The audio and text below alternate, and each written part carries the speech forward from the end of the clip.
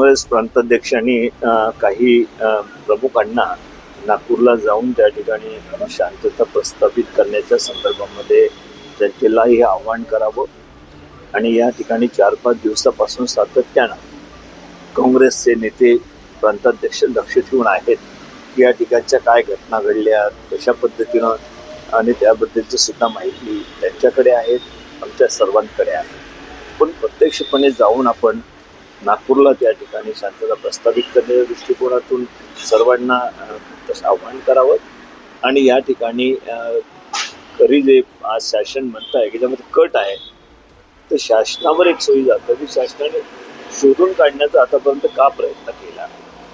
पोलिसांची भूमिका सुद्धा वेळ जी घ्यायला पाहिजे होते, सुरुवातीपासून घ्यायला पाहिजे होती, ही या ठिकाणी जे आंदोलनं होत आहेत त्या संदर्भामध्ये सुद्धा कुठे कुठे काय होईल या संदर्भाची काय झालेलं आहे या संदर्भात पोलिसांनी लक्षपूर्वक जर याच्यामध्ये कारवाई सुरुवातीपासून केली असती तर मला तरी वाटतं की ही घटना घडली नसते.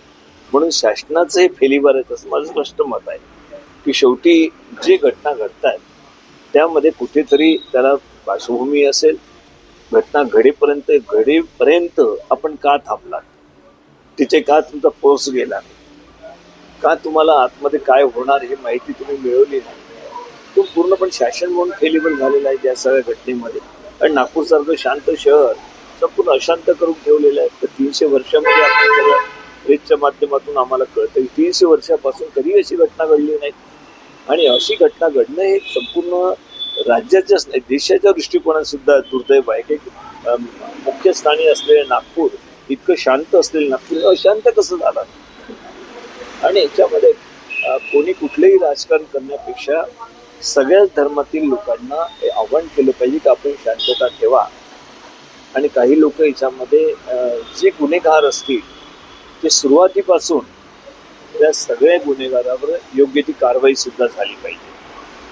परंतु काही लोकांना कारवाई करायची, काही लोकांना सोडवून द्यायचं, अशा प्रकारची भूमिका सुद्धा घेणं मला तरी वाटतं की पोलिसां दृष्टिकोन योग्य नाही. की वातावरण शांत करण्यासाठी अधिक परिश्रमाचं होईल असं मला वाटतं. सर, आपण हिंसाचार भागामध्ये पाहणी करण्यासाठी जाणार आहात का, पोलिसांशी भेटणार आहात का, त्यांनी काही वेळ दिली? आता कमिशनरशी या ठिकाणी आमचे गोदी पाटील आहे जे ऑल इंडिया काँग्रेस कमिटीचे सेक्रेटरी आहेत, या ठिकाणचे जिल्हाध्यक्ष आहे, त्यांनी कमिशनरशी चर्चा केली. आता कुठे जाण्याची परवानगी आहे नाही आहे ती चर्चा आम्ही इथून एकत्र बसल्यानंतर त्याविषयीची चर्चा करू. परंतु आमचा प्रयत्न राहणार आहे जर आम्हाला त्या ठिकाणी परमिशन मिळाली तर सगळ्याच भागामध्ये जाण्याचा आमचा प्रयत्न राहील. असं सुरुवातीला आरोप होत होता की कोणीही मोठ्या नेत्यांनी भेट दिली नाही. कसं पाहता तुम्ही, काय नेमकं कारण आहे यापूर्वी? सातत्यानं प्रदेश काँग्रेस कमिटी आमचे अध्यक्ष असतील, सगळे प्रमुख नेते असेल, हे नागपूरशी संपर्क ठेवून होते. नागपूरच्या सगळ्या घटनेवर बारकाईने लक्ष होतं. परंतु या ठिकाणी ज्या पद्धतीने कर्फ्यू वगैरे लावण्यात आला आणि त्यामुळं कमिशनरशी चर्चा करून किंवा पोलीस अधिकाऱ्यांनी चर्चा करूनच त्या ठिकाणी येणं गरजेचं होतं.